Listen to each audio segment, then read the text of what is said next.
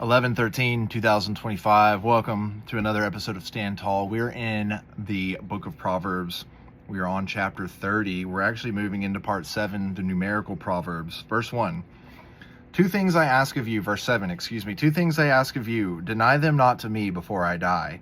Put falsehood and lying far from me. Give me neither poverty nor riches.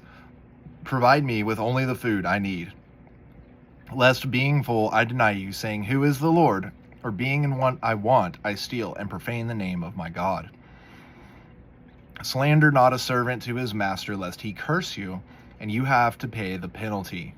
There is a group of people that curses its father, and blesses not its mother.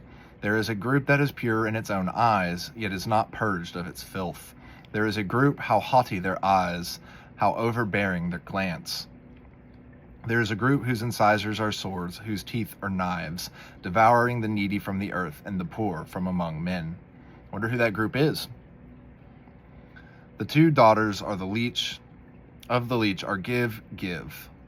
Three things are never satisfied, four never say enough. The nether world and the barren womb, the earth that is never saturated with water, and fire that never says enough. It's very interesting so far, very kind of profane. Let's see if we can continue. The eye that mocks a father or scorns an aged mother will be plucked out by the ravens in the valley. The young eagles will devour it. Three things are too wonderful for me. Yes, four I cannot understand. The way of an eagle in the air, the way of a serpent upon a rock, the way a ship on the high seas, and the way a man with a maiden. Such is the way of an adulterous woman. She eats, wipes her mouth, and says, I have done no wrong. Under three things the earth trembles. Yes, under four it cannot bear up. Under a slave when he becomes a king, and a fool when he is glutted with food. Under an odious woman when she is wed, and a maidservant when she displaces her mistress. Four things are among the smallest on the earth, and yet are exceedingly wise. Ants, a species not strong, yet they store up their food in the summer. Rock badgers, a species not mighty, yet they make their home in the crags. Locusts, they have no king, yet they migrate all in array. Lizards, you can catch them with your hands, yet they find their way into kings' palaces. Three things are steady in their stride, yes, four are stately in their carriage. The lion, mightiest of beasts, who retreats before nothing, the strutting chicken, and the he-goat, and the king at the head of the people. If you have foolishly been proud of presumptuous, put your hand on your mouth, for the stirring of milk brings forth curds, and the stirring of anger brings forth blood.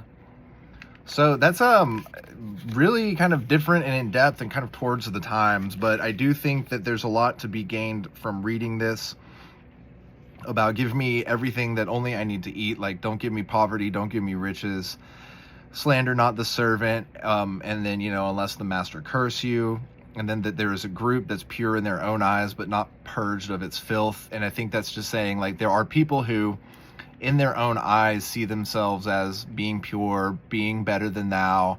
And a lot of Christians can even fall into this trap. And so I think that's why it's good to read and revisit and gain this insight and this wisdom to remind us that it is not our place to judge, and it is not our place to be overbearing with our glances.